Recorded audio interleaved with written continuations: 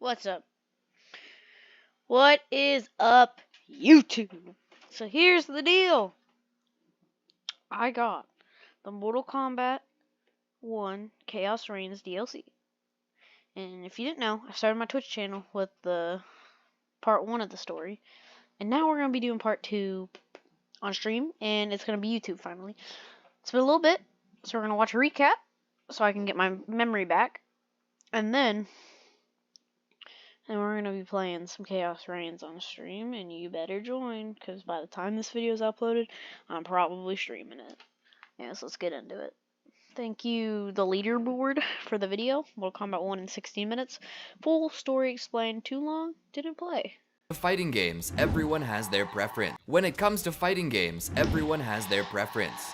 For fast-paced, insanely complex 3D brawls, folks tend to drift towards Tekken. People looking for some crazy technical combos and classic arcade action might play some Street Fighter. And for those in the mood for brutal, bone-shattering moves and the nastiest of fatalities, well, that's where Mortal Kombat shines. But there is another thing that Mortal Kombat tends to excel at where other fighters falter, and that's giving players a fully fleshed out story mode. Cinematic cutscenes and everything. Well, looking back at some of the older games, I don't know if I'd call them all cinematic, but hey, folks flock to NetherRealm Games for these features. But what if you're no good at strings? What happens when you keep getting washed by the CPU? How do you get the full Mortal Kombat 1 story then? Well, you come to the leaderboard, that's how. Welcome back to the leaderboard. Today we're going to approach the latest and greatest Mortal Kombat entry and break it down for everyone who couldn't be bothered to fight their way through the story.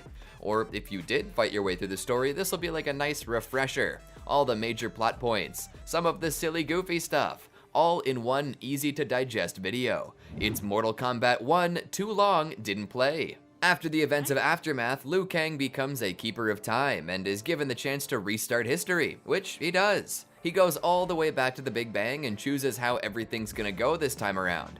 No chance there's evil in this timeline. He makes the world, kicks off a peaceful era, and then kinda leaves the mortals to take care of it. The thing is, mortals kinda suck at being peaceful. They're always gonna look for a reason to fight, or to scam someone, or generally mess things up. That's just the way they are. Shang Tsung, now without powers, decides he's gonna be a snake oil salesman. He puts on an old man cosplay and goes from village to village selling useless junk to desperate people. The oldest grift in the book. Too bad he's not quite as sneaky as he thinks he is. The townsfolk find out that he gave magicless medicine to a dying girl and beat the shit out of him. After this well-deserved beating, a mysterious figure appears. Kronika? Well, that's not possible, as Titans don't come back after being killed, but it sure looks like Kronika. This individual hypes up Shang Tsung for being resilient as a huckster and promises him power beyond his wildest dreams. Cut to a little village in China where two buff-as-hell farmers are getting their work done. Would you look at that? It's Raiden and Kung Lao. They're playing the classic roles of arrogant fighter and meek fighter. Kung Lao really wants to be like his ancestors and make a name for himself. No way is he gonna be like that old man Wei. Of course, the best way to kick off an adventure is to load a cabbage cart as fast as possible. Time for some tea. Like actual tea, not just gossip. I'm talking about a visit to Madame Bose. This old biddy taught the two farmers everything they know about martial arts. They decide that the cabbage cart contest wasn't quite enough to decide who pays for their meals, so Raiden and Kung Lao beat each other up to decide upon the bill. Suddenly, the Lin Kuei clan shows up to take Madame Bo's money. Smoke tosses her off a balcony and through a table, pro wrestling style, and the farmer boys get into a scrap with the ninja. Their choreography opens up a nice bottle of booze for the old timer at the bar, and he even gets some free ice from Sub-Zero. Not the Ninja Turtles. Nah.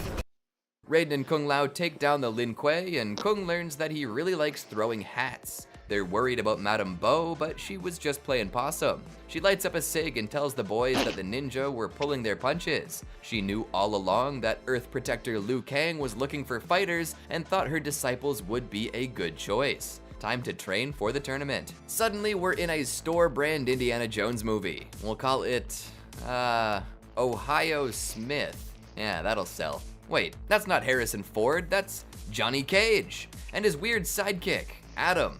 Well, it's Adam until Adam's a pile of human goo after the Mercury River dissolves him to nothing. The monsters Johnny is up against all look pretty familiar, but I can't quite figure out why.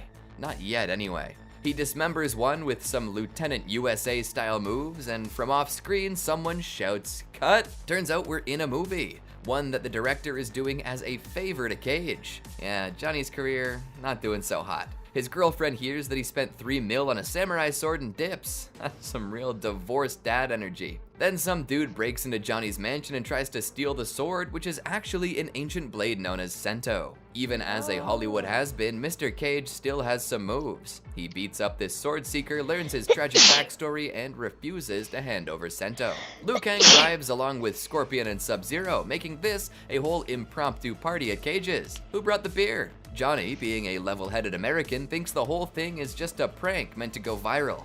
Oh buddy, you'll learn about viral in a little bit. But when Liu Kang shows off his fire god moves and sets off the fire alarm, Cage realizes he's not in Kansas anymore. They're all taken to the Wuxi Academy to train for the upcoming tournament, the victor of which will be Earthrealm's champion. Kung Lao makes his saw blade hat, and Johnny Cage plans to base a cinematic universe on his Outworld adventures. Always the diligent businessman. The lads all get to fight each other in a mini tournament, and Raiden defies the odds and comes out on top. His prize? An Elder God forged amulet that lets him toss around lightning. As Johnny Cage would say, holy Ark of the Covenant. He stays filming everything on his smartphone too. Yeah. Portal time. Liu Kang brings his fighting force to Sun Do, capital of Outworld. There they meet Mileena and Kitana, daughters of Empress Sindel. Mileena is heir to the throne. The lads are carted through the streets with the Umgadi guard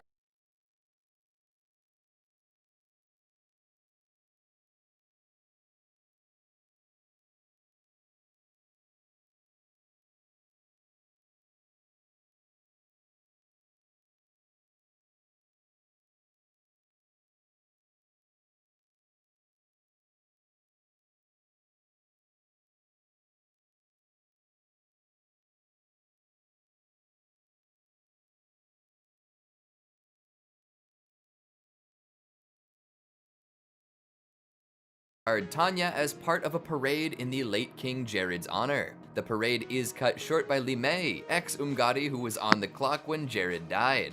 Whoops. She's searching for illegal immigrants, Tarkatans. You know, folks with the Tarkat disease. They're brought to the palace for the first rounds of the tournament. Raiden handles Li Mei and Reiko, and that's it for the daily fights. Day 1 in Outer Realm, done. Now it's time to feast. General Shao is a dick and claims that he wants Earthrealm gone. Mileena feels pretty gross and disappears from the dinner table. Hopefully it wasn't the food. Oh, right, it's the Tarkat disease. She pulled a rebellious teenager move and snuck outside the city, getting infected in the process. This impacts the tournament fights, as Sindel can't risk her heir getting exposed as a dirty Tarkatan, so Kitana is chosen to take her place. During day 2 of the tournament, Raiden also beats Motaro, Shiva, and Kotal, followed by beating the hell out of Kitana and General Shao. Way to go, buddy. Earthrealm takes the championship. That's not the story by a long shot though. No, we're just getting started. See, Geras is back and Liu Kang has molded him in his image. The fire god didn't want to be saddled with the role of timekeeper, particularly because he didn't want to lose his mind like Kronika. But before he gave it all up, he ensured that Shang Tsung never became powerful. But Shang Tsung doesn't care about Liu Kang's meddling. Shang Tsung wants power. After learning that Shang Tsung is around and looking for trouble, Liu Kang sends Kenshi, Kung Lao, and Johnny Cage on a secret mission to find him. They find Shang Tsung in the Tarkat colony, sucking his monthly bone marrow out of Baraka. My neighbor Brian was like, yo, where'd you get this knife? I'm like, Bespoke Post, man. I see you talking about Bespoke all the time.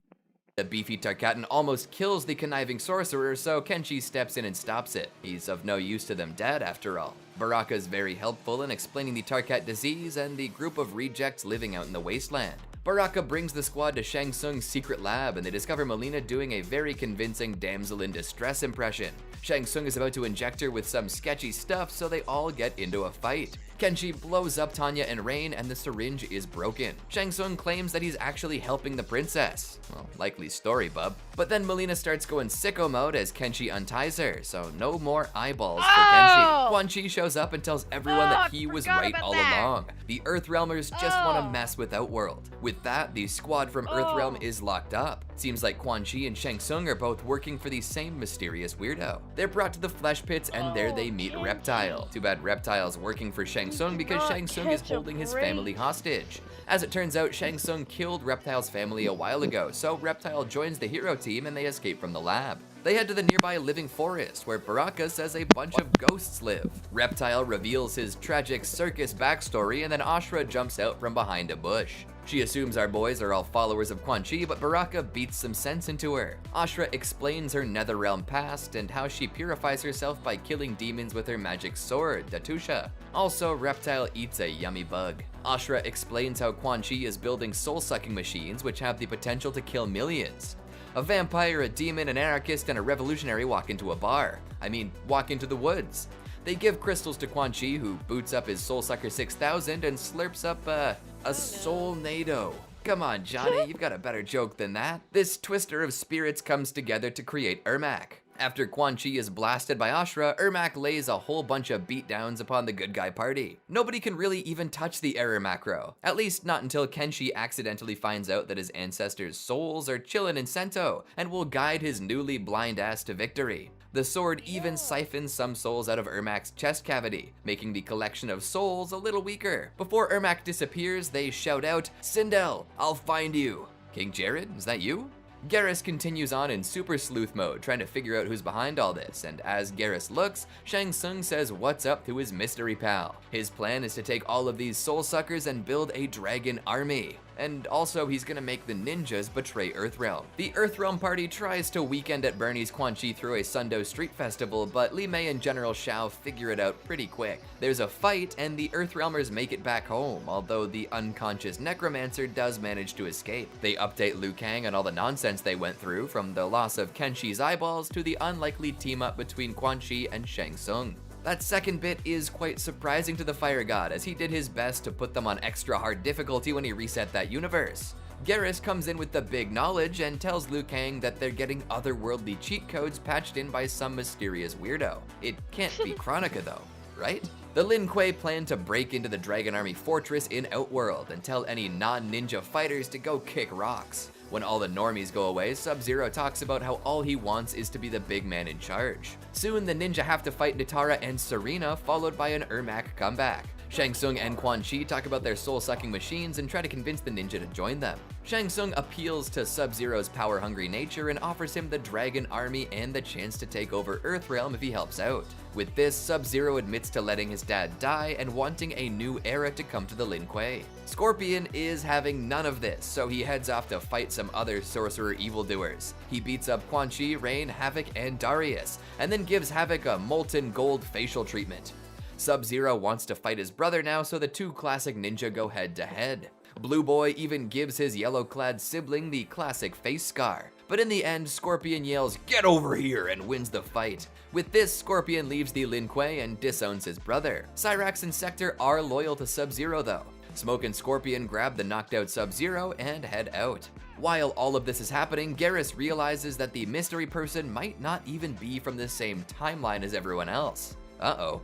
Mr. Fire God tries to get an audience with Empress Sindel, but Shang Tsung is already way too deep in her ear. So he talks with Li Mei instead, who agrees that there is something funny about the Huckster and the Necromancer. Who would have thunk? Tanya tries to stop them from seeing the Empress, but a fight and a speech fixes that right away. Before anyone can talk to anyone about anything, Melina Tarkat rages out again and attacks her mom. Li Mei saves Sindel, gaining her trust once again, and Tanya pops some secret juice into her secret lover to calm her down. Then Liu Kang can finally tell everyone about Shang Tsung's Orochimaru level experimentations and plans. He also gets everyone's backstories from MK11 and beyond reintroduced thanks to Garrus. Things are looking good for exactly 1 second, and then General Shao rolls up with a new posse, including Goro, Rain, and Nitara. Also, he inexplicably has Shinnok's amulet, which technically shouldn't even exist in this timeline.